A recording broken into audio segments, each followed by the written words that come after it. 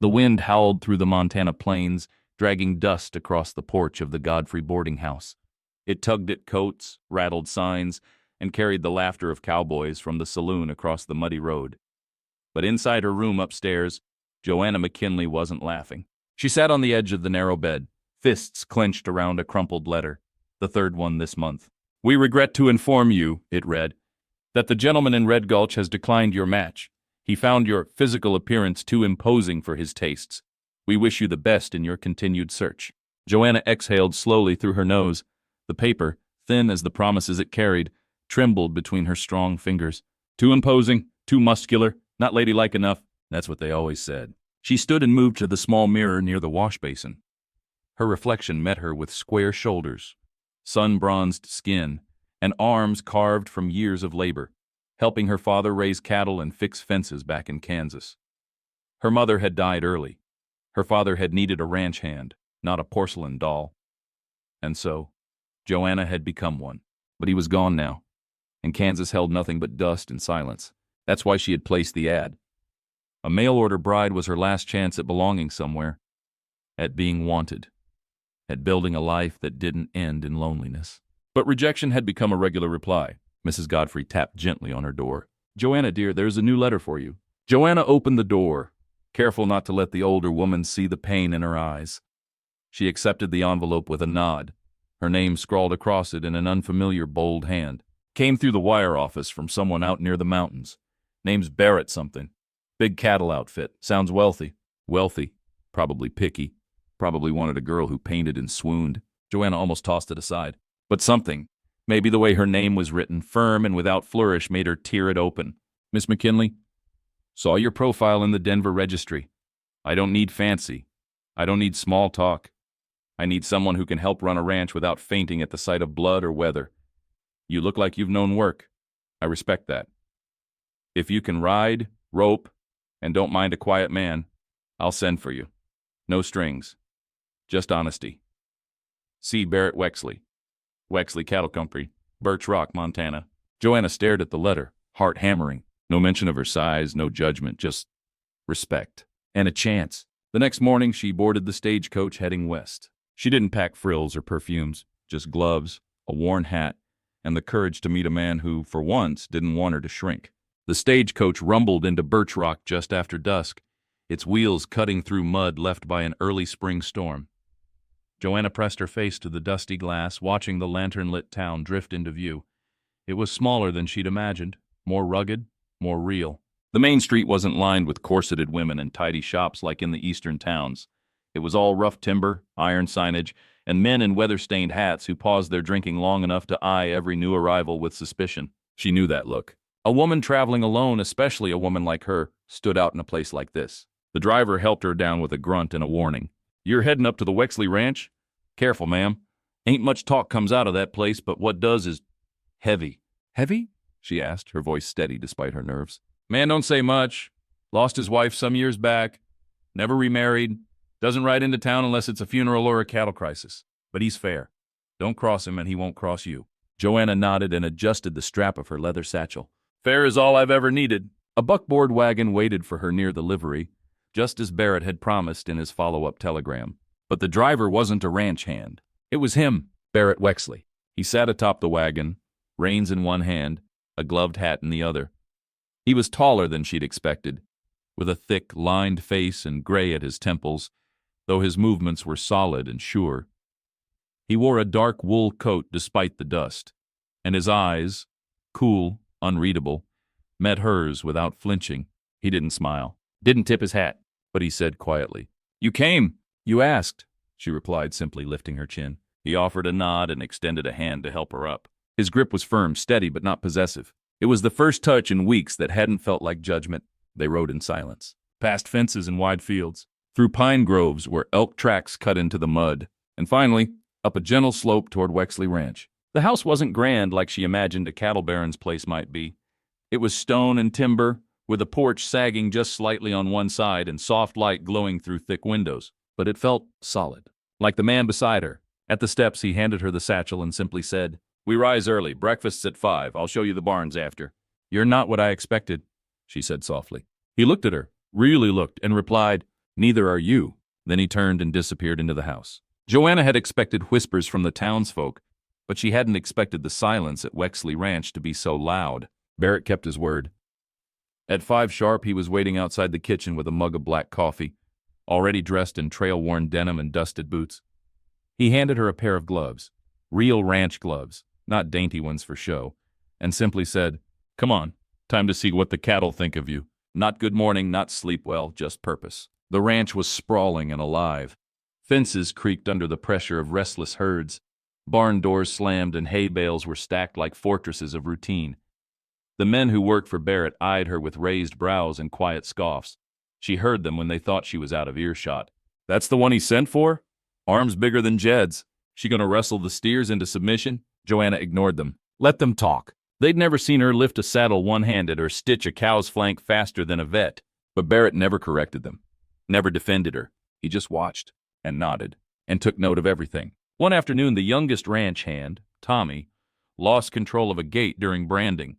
The steer bolted, knocking a rail loose, nearly trampling a worker. Joanna moved fast. She wrapped her arms around the steer's neck, sidestepped its hooves, and drove it back with a grunt and twist that left everyone speechless, including Barrett. When the dust cleared and the steer was pinned, he walked over to her, still silent. Then finally, "You okay?" She blinked at him, breathless. "You asking if I'm fine or impressed?" A flicker, just a twitch of a smile, appeared on his face. Bit of both. That night, after dinner, she sat alone by the lantern near the barn, mending a ripped work shirt. Barrett approached with a kettle of coffee and 2 tin cups. He poured her one, sat without asking. Minutes passed before he spoke. "My wife was delicate. Small hands, soft voice. I thought that's what love looked like. After she died, I wasn't sure I could hold on to anything again." She didn't say anything. He didn't need her to. Then he added, "But you move like someone who doesn't expect anyone to catch her if she falls." She looked over. No one ever did. Their eyes met. And for the first time, his silence didn't feel empty. It felt like understanding. The next morning brought the sound of hooves, but not from the ranch herd. A wagon rolled up the gravel road toward the Wexley house. It wasn't carrying supplies. It carried a memory. From her spot near the chicken coop, Joanna saw the figure step down from the wagon. Slim suit, slick smile, Harold Brixley, her former fiancé, her former mistake. He hadn't come to apologize. His smirk told her that much. He came with papers in his coat pocket and poison on his tongue. "You ran off with cattle folk, Joe. Thought you were holding out for someone more refined." She didn't flinch, but inside something cold coiled in her gut. "I didn't run. I walked, away from your lies." Harold's smile widened, fake as polished silver. He leaned in. "The folks back east talk. They say you got too manly, a bruiser instead of a bride." Joanna's fists clenched, but she didn't raise them, because behind her boots scuffed. "Barrett!" Barrett didn't say a word. He stood beside her, towering, quiet, and calm, but his jaw was steel. Harold chuckled nervously, shifting his tone. "I came for closure. No need to get territorial, cowboy." Barrett turned, his voice low and steady. "You talk a lot for a man who never learned when to leave." Harold backed away, stammering something about being late for lunch. As the wagon rolled off, Joanna finally exhaled. They stood in silence, just like always, until she whispered, "You didn't have to step in." Barrett looked at her, eyes dark as rain clouds. "He didn't deserve to be near you." She studied his face. "You don't even know the whole story." "Don't need to. I saw enough in your eyes." That night, she found a wildflower tucked inside her saddlebag. It wasn't fancy, but it was real, just like whatever this was forming between them. The wind shifted that night, dry, electric, uneasy. Barrett had gone to check the fence lines after dinner, and Joanna stayed behind, tending to a sick foal. The others had turned in, exhausted from the day's branding. That's when she smelled it. Smoke. Not from the kitchen, not from a hearth. This was wildfire smoke creeping through the cracks like a warning. She burst from the barn, heart pounding. A line of flame danced along the eastern ridge, orange fingers licking the brush and crawling fast toward the grazing field. She grabbed the bell and rang it hard, yelling until her throat burned. "Fire! Wake up! Fire!" Boots thundered behind her as ranch hands scrambled into action. Buckets, blankets, horses unlatched and herded, chaos lit by red skies. But Barrett? Barrett hadn't returned. She didn't think. She saddled up bareback and rode hard toward the fence line, her lungs full of smoke and worry. She found him near the north slope, smothering a spark that had caught the brush, his shirt tied around his face. "Barrett!" He turned. Relief washed over him, then frustration. "You shouldn't be out here." "Neither should you." They locked eyes. the air between them thick with ash and unspoken things. Then the fire cracked behind them. It had changed course. Fast. Ride, he ordered. They made it back, barely, covered in soot, shaking. Alive. Joanna collapsed beside the water trough, gasping. Barrett knelt next to her, one hand on her shoulder. Don't ever do that again, he said. I couldn't lose you, she whispered. That stopped him. The silence afterward said more than any words. He looked at her like he finally saw what he'd been afraid to feel. And then, slowly without words, he touched her face, thumb gently wiping soot from her cheek. It was the closest thing to an embrace she'd ever known. The morning after the fire was strangely calm. Ash clung to the leaves like gray snow. The cattle grazed uneasily. Joanna's hands ached from labor, her eyes stung from smoke, but inside something stirred, something tender. Barrett had stayed silent through breakfast, only nodding to her once. But she had felt his fingers brush hers when she passed the coffee.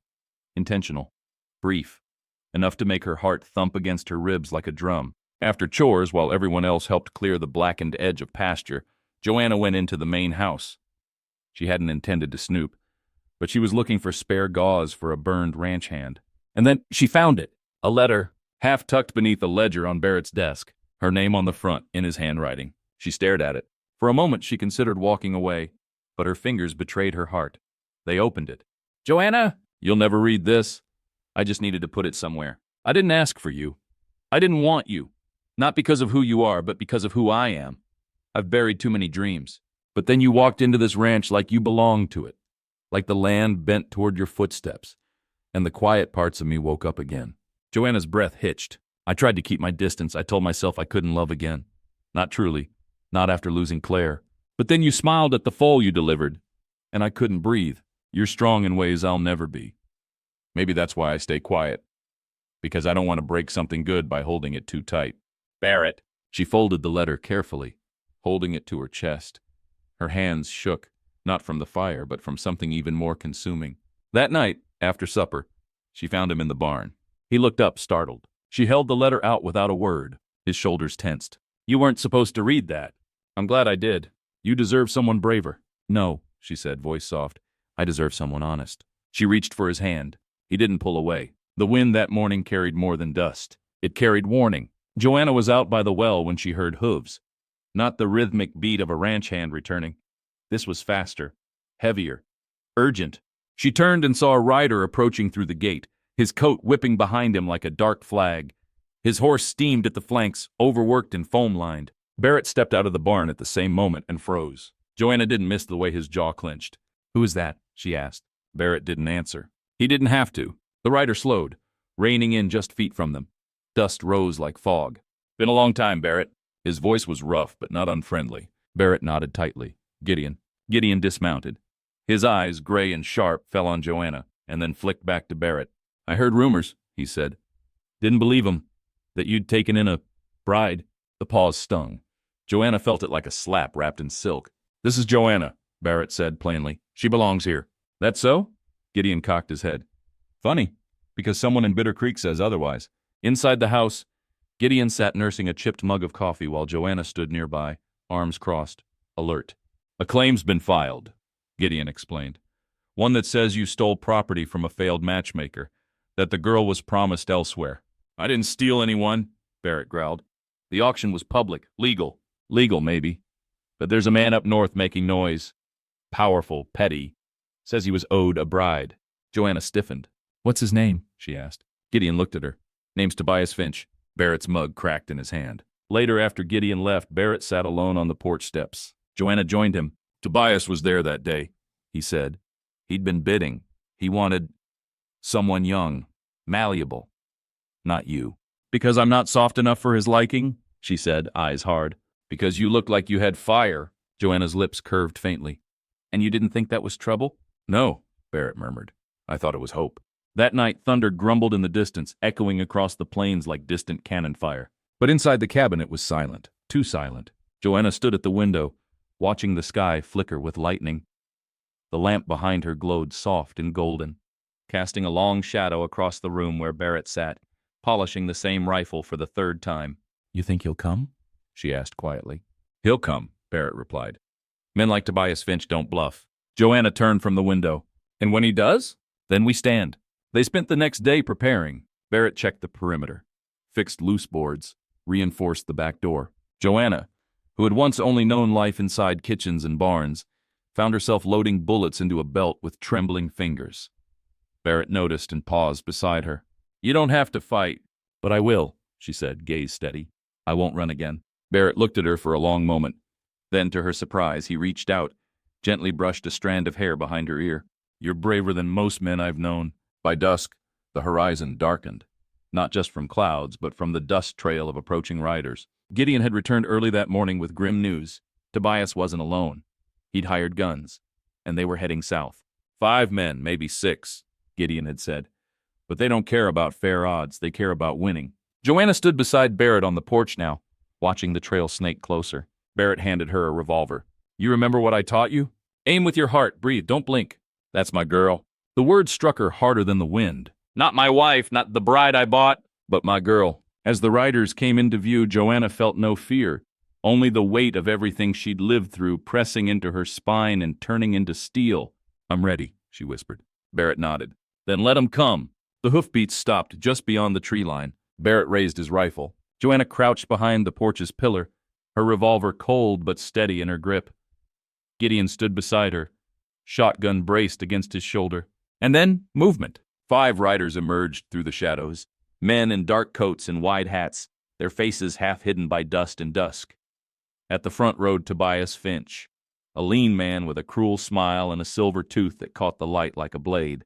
But it wasn't Tobias who caught Barrett's attention. It was the 6th rider. He had no rifle, no pistol, just a wide-brimmed hat pulled low and a canvas satchel slung across his chest. "He's unarmed," Barrett muttered. "Or wants us to think that," Gideon growled. But the man raised one hand, a signal. Peace. And then against all odds he rode ahead, alone.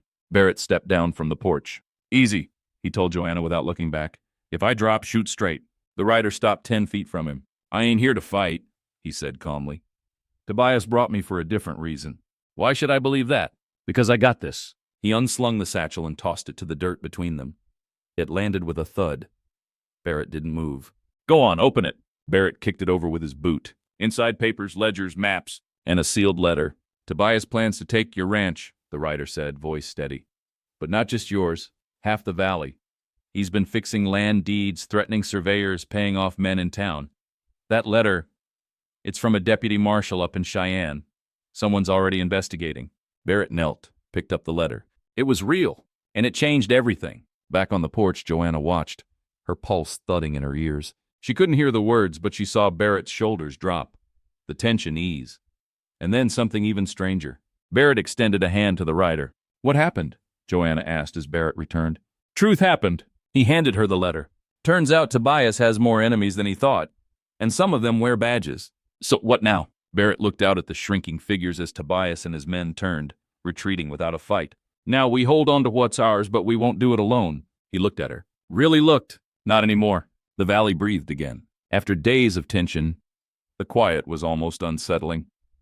Joanna stood at the edge of the pasture, arms crossed as the early sun broke over the horizon. The cattle grazed peacefully. Gideon was off inspecting the fences with Barrett, and for the first time in weeks, the sky didn't feel like it might fall. But peace was never meant to last too long. She heard the horse before she saw it, hoofbeats echoing down the ridge trail. One rider, alone. She walked out to meet him, hand on her sidearm, cautious but calm. When the figure crested the hill, Joanna's breath caught. A man, younger than Barrett but older than Gideon. Sharp eyes under a tan hat, clean-shaven, with a satchel over one shoulder, and a worn Union coat that had seen better days. He stopped when he saw her, and he smiled.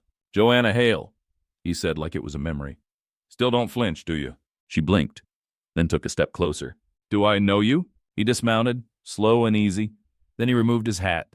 "You did, once." It hit her like thunder. "Caleb?" "Took you long enough," he grinned. Back at the house, Caleb sipped coffee like he belonged there. Barrett watched him across the table, quiet and unreadable. Joanna sat between them, her thoughts a storm. "I thought you were dead," she said finally. "A lot of folks did," Caleb replied. "War took a piece of me, but I found work after. Railroad mostly. Heard about your situation through the grapevine." He didn't say it, but Barrett knew. He'd heard about the auction. "You didn't come back for me," she said, more wounded than angry. "I wasn't the man you needed back then," Caleb said. but maybe I could be now.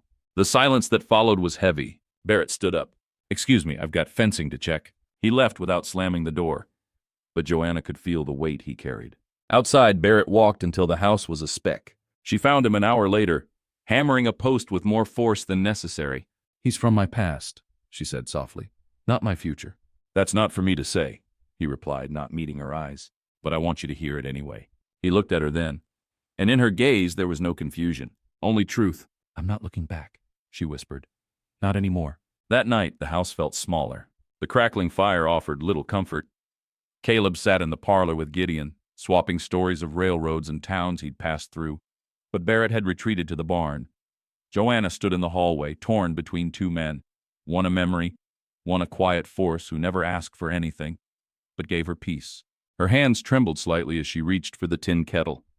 She didn't know what she feared more, the truth Caleb carried, or the fact that part of her still remembered how his arms felt when they danced at 17. But that was long ago. She stepped outside into the cold to clear her head, only to spot something she hadn't noticed before. A small leather satchel strapped to Caleb's saddle. Not unusual for a traveler, but the seal on it was familiar. Too familiar. It bore the Hale family mark. She waited until everyone was asleep. The barn creaked with wind, and the lanterns were out.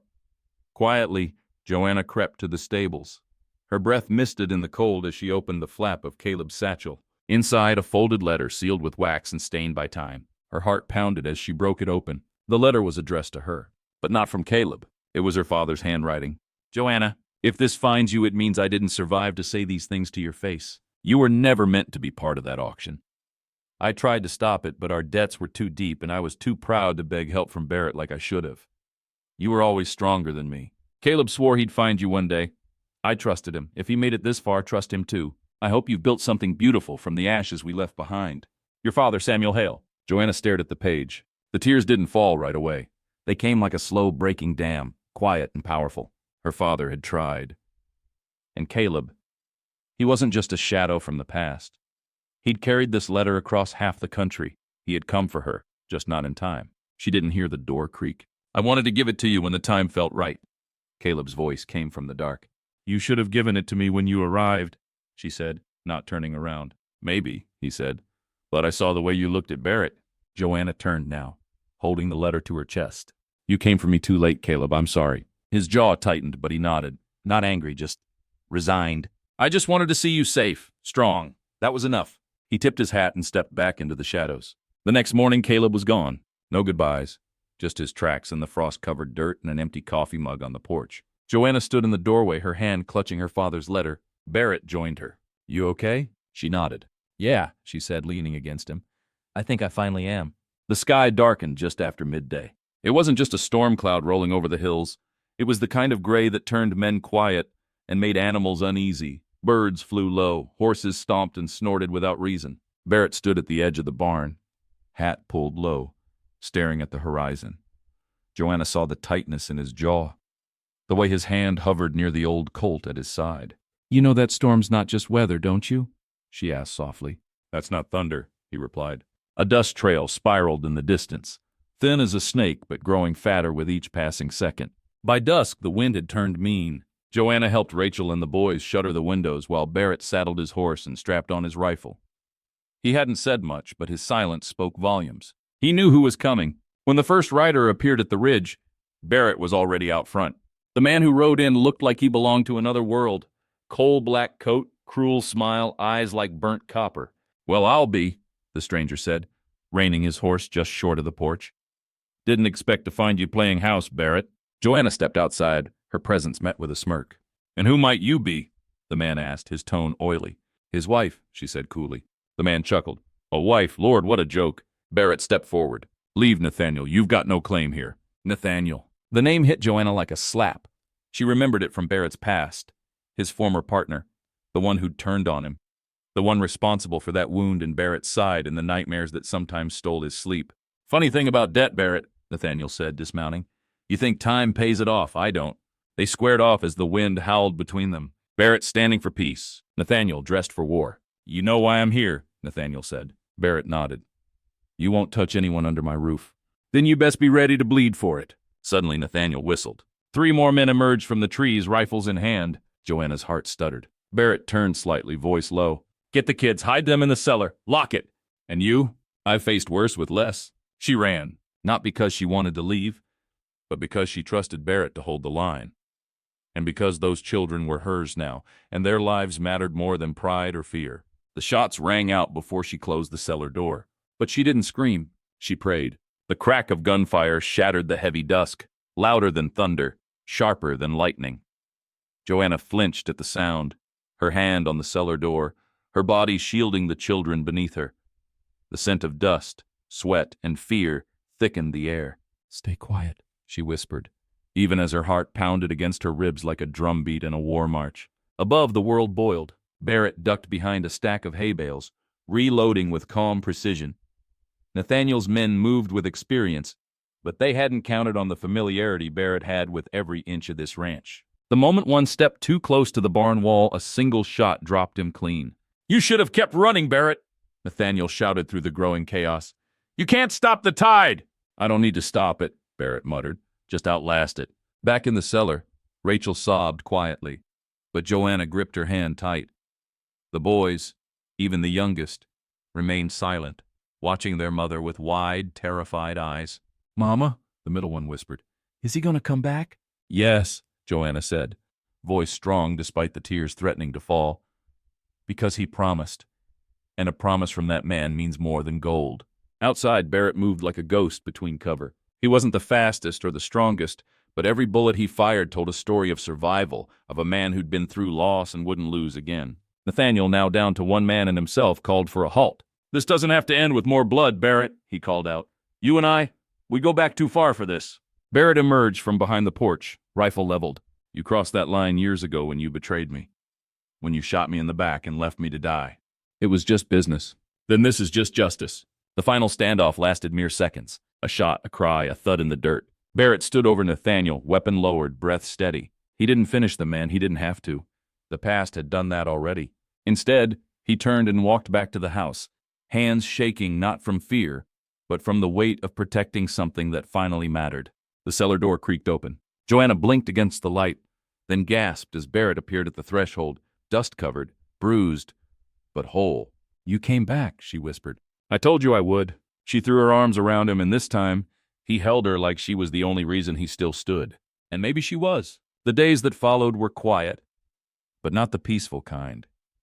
It was the silence that followed a storm, when every bird holds its breath and even the wind seems unsure if it's safe to move again. Joanna stood by the kitchen window one morning, watching Barrett mend the paddock fence. The children helped, passing him tools, trying to mimic his steady hands. They laughed now, soft, unburdened, but a shadow still lived behind Barrett's eyes. You've been keeping something from me, Joanna finally said that evening, breaking the silence over a shared cup of coffee by the fire. Barrett didn't look at her, just stared into the flames. It's not that I wanted to. I just didn't think I deserved to tell it. Not yet. That night, a storm rolled in, one of wind and rain, not gunfire. Thunder shook the house and rattled the windows. Rachel couldn't sleep. Joanna sat beside her, humming lullabies long buried in her memory. Then she heard it, a thud beneath the bedroom floor. Old houses always creaked, but this was deliberate. By morning, the storm had passed. Barrett was out early again, leaving Joanna alone in their room. Curiosity tugged harder than fear, so she pulled back the old rug and pried at the loose board underneath. A metal box sat nestled in the hollow. She hesitated, then opened it. Inside were worn papers, a tarnished silver locket, and a bundle of old letters. Joanna unfolded one. To the one I never got to say goodbye to. It was a letter from Barrett, to his wife, the woman he'd lost. Words poured out of the page like tears he could never shed aloud. But that wasn't what broke Joanna's breath. Tucked in the final envelope was a newspaper clipping, dated 2 years ago. Widower found alive after ambush. Suspects still at large. Barrett had survived, but he hadn't come home. That night, she didn't confront him. Instead, she sat with him on the porch as the sun dipped behind the hills. You were ready to die back then, weren't you? She asked softly. Barrett said nothing for a long time. I already had, he finally whispered. Then I met a woman with 7 kids and a fire in her eyes, and I realized I'd been breathing without living. They didn't say more, they didn't need to. That night, Joanna placed the box back under the floor, but this time she added something new, a letter of her own. To the man who came back from the dead to teach me how to love. The sun had barely crested over the hills when the dust cloud appeared on the horizon. Barrett saw it first from the barn roof, where he was fixing a broken gutter. He narrowed his eyes, heart ticking faster. A rider, alone, fast, and too sure of their direction. Joanna stepped out onto the porch with Rachel in her arms, watching the dust grow larger. "Expecting company?" she asked. "Not the kind that sends a telegram first," Barrett muttered, already climbing down. The man who dismounted wore a long coat, though the sun was warm. His face was narrow, eyes cold like polished river stones. He didn't smile when Barrett approached. Didn't remove his hat either. "Barrett Wells?" he asked, voice like sand on steel. "Depends who's asking. Name's Deacon Roy. I ride with the Travis Syndicate. Or rather, I used to. I'm here about a debt. One you didn't pay, even when they left you for dead." Barrett tensed. Joanna, sensing danger, ushered the children back inside. Deacon pulled out a worn slip of paper. Barrett's old contract with the Syndicate. Blood-stained. Barely legible. "They think you broke it. Think you owed them for protection. But me? I don't care much for the Syndicate anymore. I came with an offer." Barrett folded his arms. "I'm listening. There's a bounty out on you, sure. But there's one bigger on their leader, Jessup Travis. I'll tell you where he is. Help you finish what you started. In return, you give me something worth leaving the past for."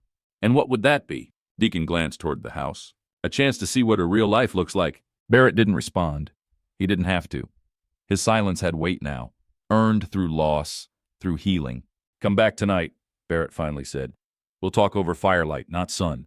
That evening, Joanna set the table for one more plate, though her hand shook slightly. "You trust him?" she asked. Barrett shook his head. "But I believe him. There's a difference." "And if he brings trouble?" Barrett looked out toward the dusk, his voice low. "Then I'll face it like a man who has something to lose." As the stars lit up the sky, the ranch sat quiet, but charged, like a match waiting to be struck. Joanna placed her hand over Barrett's on the table. "Whatever comes, we face it together." The crackling fire sent dancing shadows across the porch as Barrett, Joanna, and Deacon sat in silence. The night air was sharp but not colder than the weight of what was being considered. Barrett broke the silence. "Tell me about Jessup." Deacon leaned forward, elbows on knees. "He's camped near Devil's Rim. 30 men, maybe more. But he don't sleep easy since he heard you were still breathing. There's a bounty on your head, but Jessup, he wants your name erased." Joanna tightened her shawl. "And you? Why do you want him gone?" Deacon's face twitched, his jaw clenched. "He killed my sister.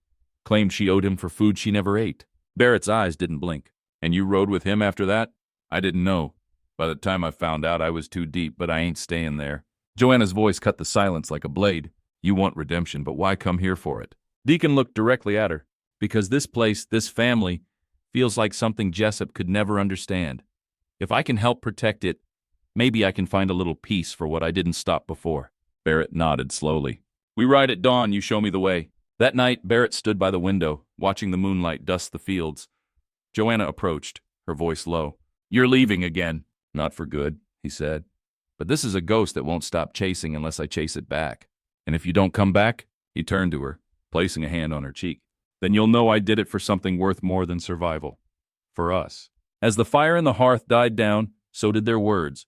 But their silence, once born of pain, now held a promise. Deacon slept in the barn with the horses, but he didn't close his eyes. He kept his hand near his revolver, not out of fear, out of guilt. The sky was still dark when Barrett saddled his horse. A faint mist clung to the valley like breath not yet exhaled. Deacon was already waiting by the fence line, his hat low, his rifle slung over one shoulder. Joanna stepped out onto the porch, her shawl drawn tightly around her.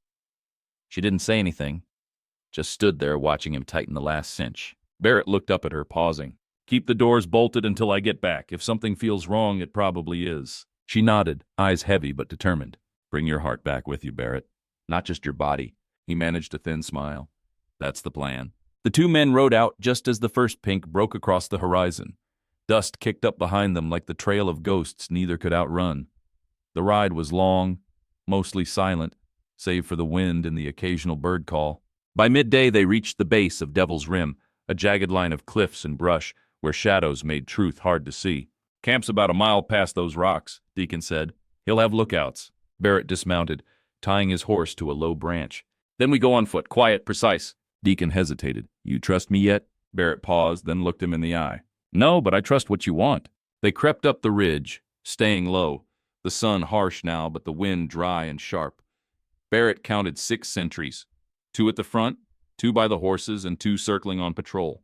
This ain't no gang, Barrett whispered. It's a militia. Jessup thinks he's building a kingdom, Deacon replied grimly, but it's made of sand. They waited for the patrol to pass, then slipped between the rocks toward the center of camp. That's when Deacon's boot caught on something, an old wire. A sharp metallic click sounded. Barrett yanked him down just as a hidden bell rang from deeper in the camp.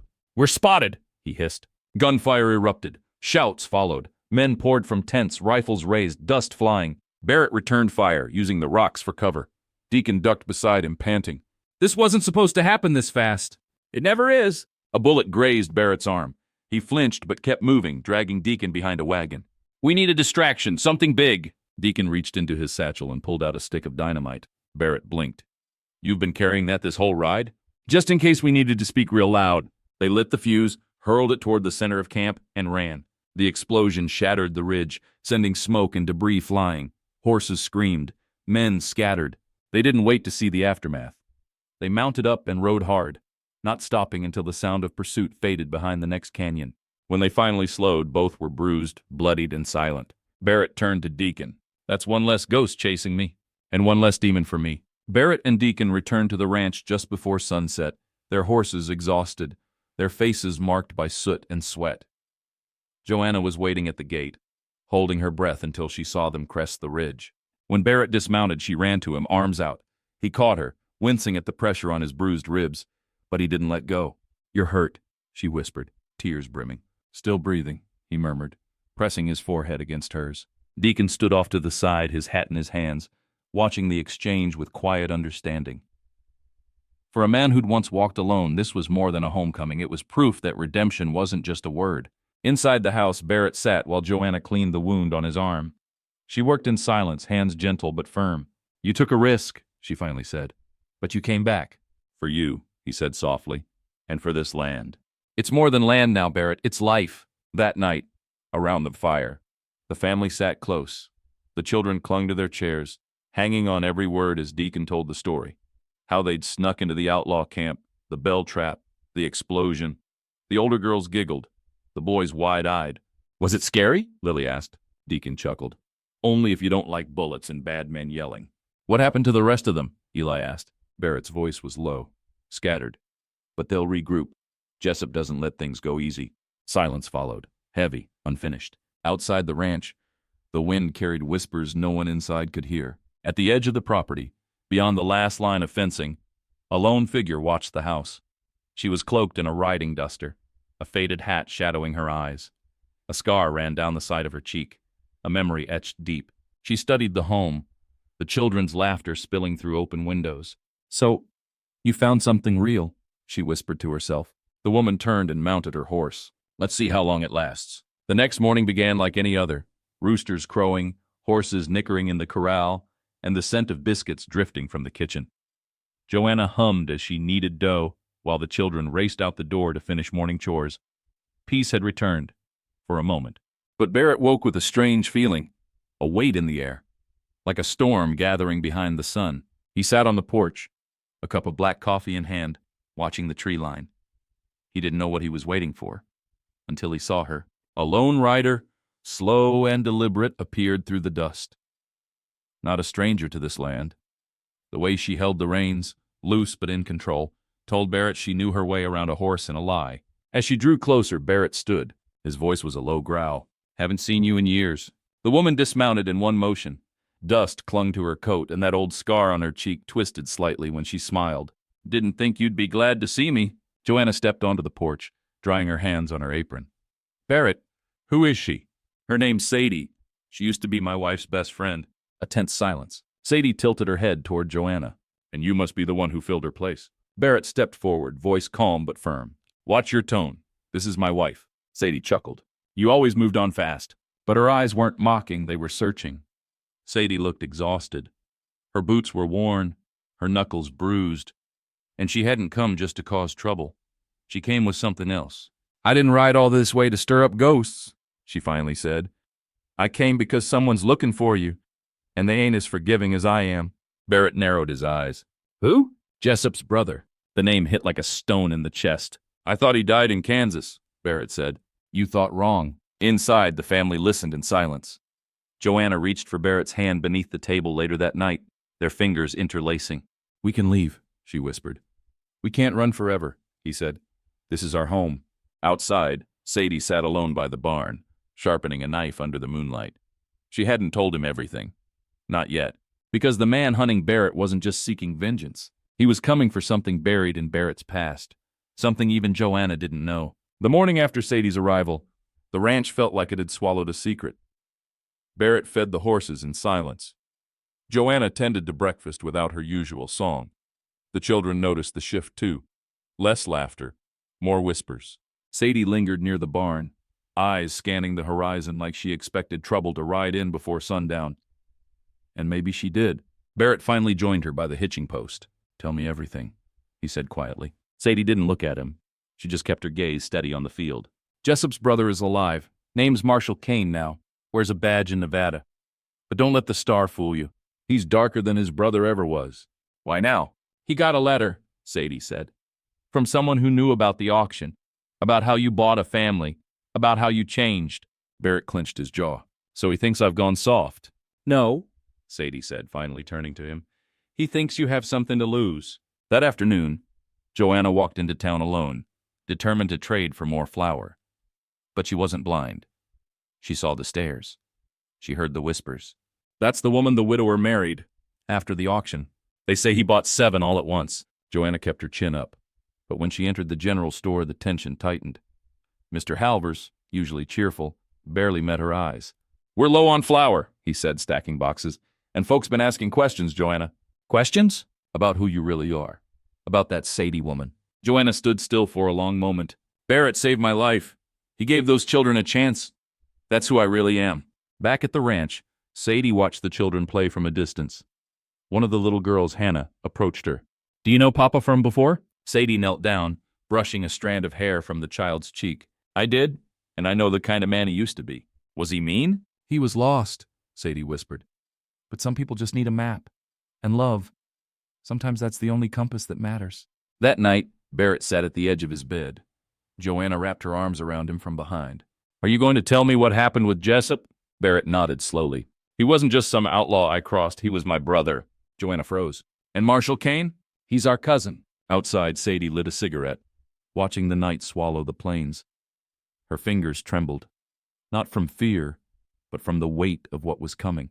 Because blood was coming to collect blood, and this time, love might not be enough to stop it. The wind carried dust across the plains like a warning. One whispered in the rustle of dry grass and the nervous shifting of horses in the stable. Joanna noticed it first. The air, heavy and tense, the kind that made a mother pull her children close without knowing why. Barrett stood alone near the fence line, his eyes locked on the horizon. A small dot was approaching. Then 2. Riders. One fast, one slower, trailing behind like a shadow trying to catch up. Sadie joined him, arms crossed. "They're here." "Yeah. Do the kids know anything?" Barrett shook his head. "Just that I used to be a different man. They don't need to know the rest. But Kane does." Inside the house, Joanna sat with all 7 children, the younger ones quietly drawing while the older ones watched her, sensing something unspoken. When Barrett entered, his face said everything. "Joe, I need you to take the kids to the cellar." "Barrett, please." Joanna nodded and stood. No questions, just trust. The kind only forged in fire. The riders arrived at the gate. The first dismounted. Tall, lean, the silver star on his chest gleaming even in the shadow of his wide-brimmed hat. Marshall Kane. "Well, cousin," he called out, "you've been busy." "You're not welcome here." Kane chuckled. "Neither was Jessup in the end, I reckon." Sadie stepped out beside Barrett. "You sent him to his grave," she said coldly. "Don't pretend you didn't." Kane ignored her and took a slow step forward. "This family of yours, this happy ending, it's not real. You know that, right?" "It's real enough to fight for," Barrett said, voice steady. The second rider remained silent. His hat shadowed his face, but Sadie recognized the posture. One of Kane's men from long ago, the type who didn't speak unless blood was about to be spilled. "You want revenge for Jessup?" Barrett said. "You came a long way to die." "This isn't about revenge," Kane replied. "It's about showing the West what happens when a man like you tries to change his name and bury the past." He reached into his coat and Barrett drew. 2 shots rang out, dust kicked, one body dropped. "Not Barrett's." Joanna, watching from the cellar window slit, gasped as Kane fell to the ground. blood spreading across his badge. The second rider hesitated, then turned and fled. Barrett stood in silence, gun still raised, the smoke curling from its barrel like a serpent released. Sadie lowered her pistol too. She'd fired a heartbeat after Barrett. Either shot could have ended it. Neither spoke. Later, when the body was buried far from the ranch, Barrett sat on the porch with Joanna. "It's over," he whispered. "Is it?" she asked gently. "It has to be. Because if we keep looking back, we'll never move forward." Joanna rested her head on his shoulder. "Then let's build something that even the past can't break." The town of Willow Creek had always been a place of silence and glances, where stories lived behind curtains and reputations shaped destinies more than truth ever could. But everything changed the morning Marshall Kane's body was found just outside Barrett's land. No one had seen the confrontation, only the aftermath. But rumors rode faster than horses. "Barrett Cole killed the marshal," one whispered at the trading post. "He did what the law wouldn't, protected those kids," murmured another. "Maybe he ain't the man we thought he was." The town had once condemned Barrett. Now they weren't sure what to believe. And in a town like Willow Creek, uncertainty was more dangerous than any outlaw. The sheriff, old Tom Merrick, rode out to the ranch hat in hand. He didn't draw his gun, didn't even knock. Barrett was already outside, mending a fence as though he'd been expecting him. "You here to finish what Kane started?" Barrett asked without looking up. "No, son, I'm here to ask if it's over." Barrett paused. "It's over, if folks let it be." Merrick nodded. "Then I reckon we'll let it be." Word spread, and slowly the town began to shift. The blacksmith's wife brought over fresh bread for Joanna and the kids. The teacher from the one-room schoolhouse stopped by, asking if she could help teach the younger ones.